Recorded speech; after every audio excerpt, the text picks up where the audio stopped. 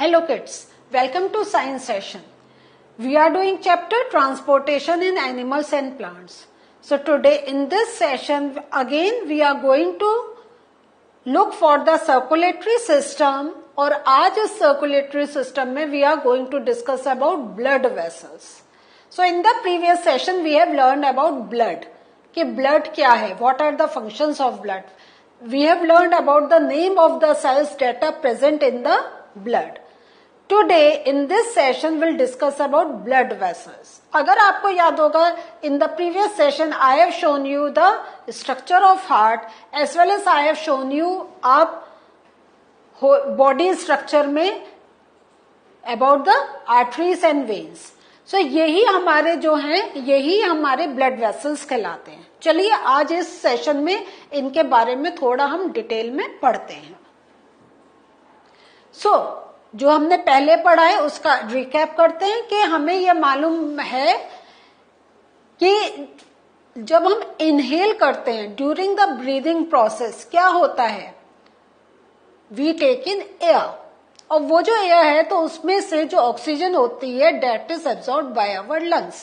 तो अगर हम एक सिंपल लैंग्वेज में बोलते हैं हम ये कहते हैं वी इनहेल ऑक्सीजन. फर्दर हमें यह मालूम है कि ऑक्सीजन जो होती है it need to get transported to different cells of the body. और हमें ये भी मालूम है कि oxygen plays a very important role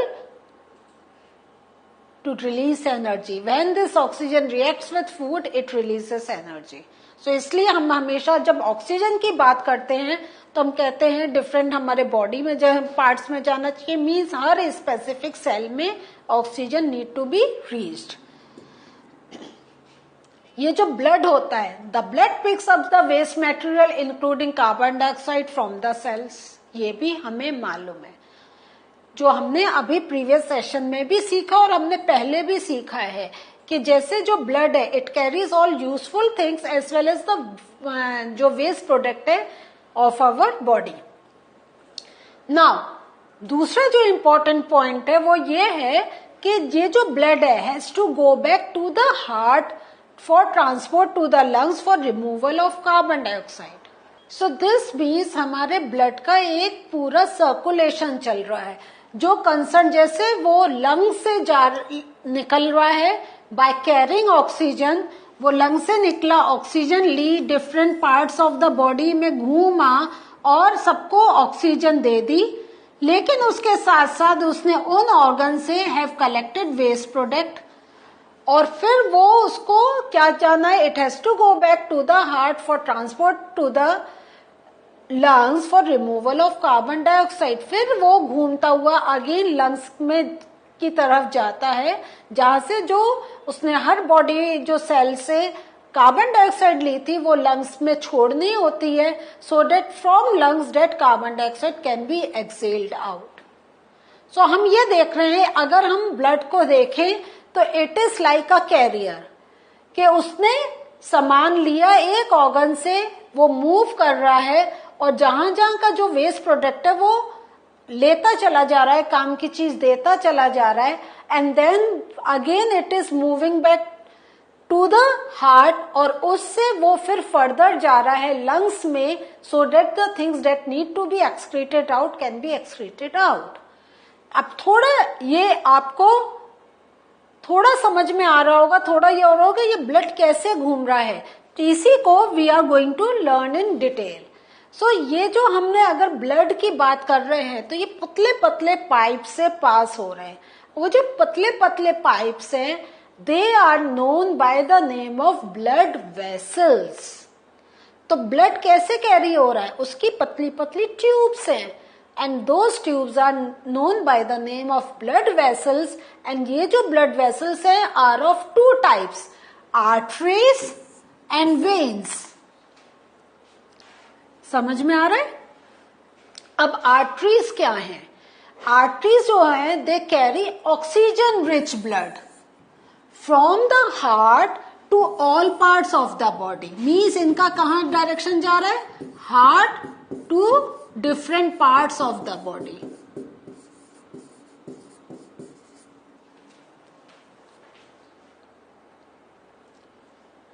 और ये जो आर्टरीज हैं they have a very thick elastic walls.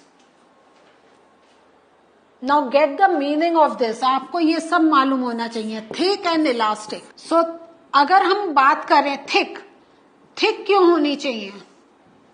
क्योंकि जो ब्लड आ रहा है it is coming directly from heart और हार्ट पंप कर रहा है, तो there is lot of pressure.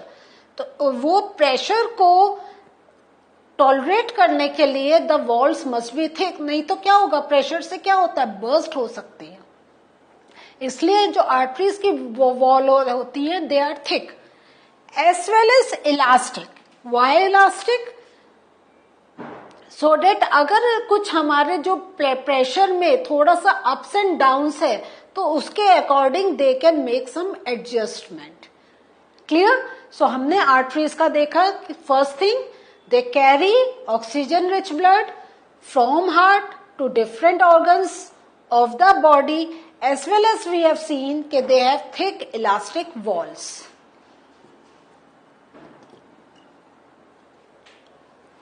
अब आर्टरी से रिलेटेड एक term we are going to look for, that is pulse. ये जो pulse, what is this pulse? चलिए इसको थोड़ा सा समझते हैं. सो आप इसमें देख रहे हैं ना कि एक आप अपना हैंड लीजिए और दूसरा जो है आप अपने इंडेक्स फिंगर से, ये जहां मैंने पॉइंट ऐसे आपको यहां पे शो करा है, इस टाइप से रिस्ट पर प्रेस करिए हल्का सा. तो क्या होगा, you will feel some throbbing movements. Means लगेगा अंदर कुछ हिल रहा है, there is some vibrations, you will feel something is inside.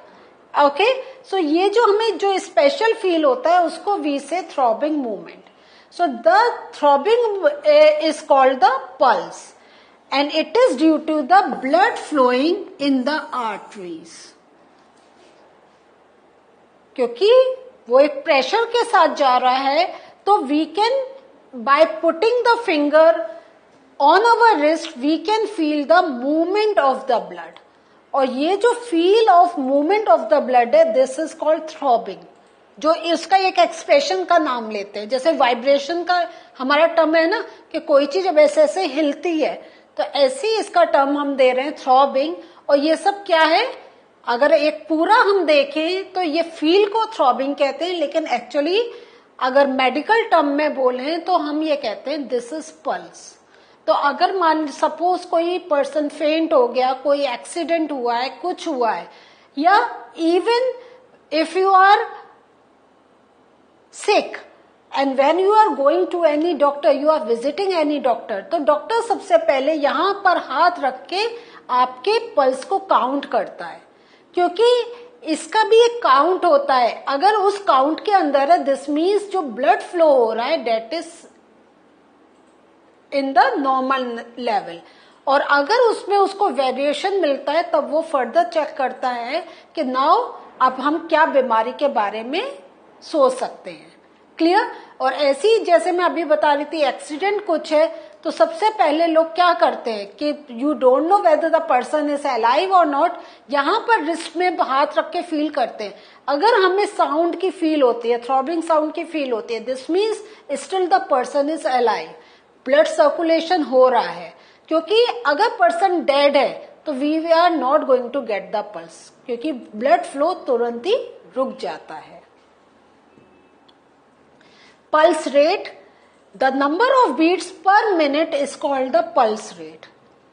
तो जैसा मैंने डॉक्टर का एग्जाम्पल दिया था तो आपने देखा होगा कि एक हाथ से वो आपकी पल्स लेता है एंड दूसरे हाथ से वो क्या करता है, वो वॉच को देखता है. क्योंकि per minute there is a count for a pulse, तो पर मिनट हमें इतनी साउंड्स की फील होनी चाहिए and that gives the actual rate of the pulse. A resting person usually has a pulse rate between 72 and 80 beats per minute. तो अगर आपको है ये वाला काउंट मिल रहा है this means you are a healthy person. तो ये चीज तो कुछ नहीं है, आप घर बैठ के अपने हाथ की अपने घर के किसी मेंबर का you can give a count. घड़ी है होती है, आप 1 मिनट देखें और count for, can you get the feeling of the pulse between 72 and 80। देखिए यहाँ पे हमने कहा रेस्टिंग पर्सन, ये नहीं है आप बहुत ज्यादा काम करके आए हैं, आप रन करके आए हैं, आपने बहुत ज्यादा एक्सर्शन लिया, नहीं, when you are totally relaxed. Now veins are the vessels which carry carbon dioxide rich blood from all parts of the body back to the heart। क्योंकि अब उसके अंदर वेस्ट प्रोडक्ट्स हैं, तो वो waste products will reach to the related organ so that the जो हमें बाहर अब अपने बॉडी के निकालना है वो निकल सके। और ये जो वेन्स होते हैं क्योंकि they are coming from different body organs towards heart, तो flow is pretty slow if we compare with the flow of the blood when it is coming from heart। इसलिए जो इसकी walls है they are thin walled। हमने arteries का देखा था, they have thick and elastic walls, लेकिन ये they are thin walls because the pressure is low। अब veins में क्या है, कैसे अगर हम कहें arteries और veins में there is a difference, तो ये जो वेन्स होती हैं इनमें वॉल्व्स प्रेजेंट होते हैं and there is a purpose why these valves are present in veins. क्यों? Which allow blood to flow only towards the heart. This means it maintains the direction of the flow. क्योंकि क्या है, अगर impure blood वापस organs की तरफ जाएगा तो it would be a problem, क्योंकि वहां तो प्योर ब्लड की नीड है, क्योंकि हमें फूड, हमें ऑक्सीजन चाहिए।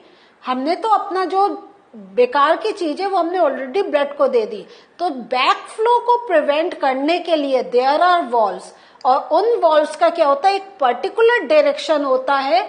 इस टाइप से ये ऐसे वॉल्स होती हैं कि इट मेंटेन्स द डायरेक्शन कि blood can flow only in this direction, वो उल्टा जा ही नहीं सकता है। So this is a very critical point of difference if we take the या if we compare between arteries and veins. Now we are looking for capillaries. Arteries क्या होता है, they divide into smaller vessels, और जब वो related organ के पास पहुंचती हैं वो उनमें फर्दर डिवीजन होता है, और वो डिवीजन इतना होता है कि दे बिकम एक्सट्रीमली थिन। और ये जो वेरी थिन ट्यूब्स होती हैं they are known by the name of capillaries. And further क्या होता है, दीज कैपिलरीज ज्वाइन करती हैं टू फॉर्म वेन्स। तो इसको मैंने इस डायग्राम से I want to explain you. See this is the main artery. अब क्या हुआ, ये जब हार्ट से निकल रही है इट इज वेरी थिक, लेकिन जैसे जैसे बॉडी के हमारे हार्ट से डिफरेंट बॉडी ऑर्गन्स की तरफ मूव हो रहा है वो पतले पतली कैपिलरीज में ब्रेक डाउन हो रहा है। देख रहे हैं, ये यहां से हुआ, अगेन यहाँ पे इसकी और ब्रांचेस हो गई एंड अगेन और ब्रांचेस। सो ये ऐसे एक चीज गई, ब्रांच आउट हुई, और फिर वो ब्रांचेस आपस में मिली और उन्होंने एक वेन फॉर्म कर ली। सो मैंने अब मार्क हटा रही हूं, और please look at this diagram और देखिए कैसे कैसे वो ब्रांच होते चले जा रहे हैं। तो कैपिलरीज एक्चुअली क्या है, they are very thin branches of arteries that join together to form veins. So what did we learn today? Today we learned about arteries and veins, and now we know the difference between arteries and veins. Arteries carry pure blood, veins carry हम impure blood भी कहते हैं, या हम इसको oxygen deficient blood भी कह सकते हैं, या कार्बन डाइऑक्साइड रिच ब्लड। तो वी कैन यूज इन तीनों में से कुछ भी कह सकते हैं। उसके साथ हमने देखा आर्टरीज की walls are thick and elastic, लेकिन वेन्स की थिन होती हैं, और वेन्स क्या में जो होती हैं there are walls present in it to prevent the back flow of the blood. So this was the learning for us today. In the next session we'll meet you again. Bye.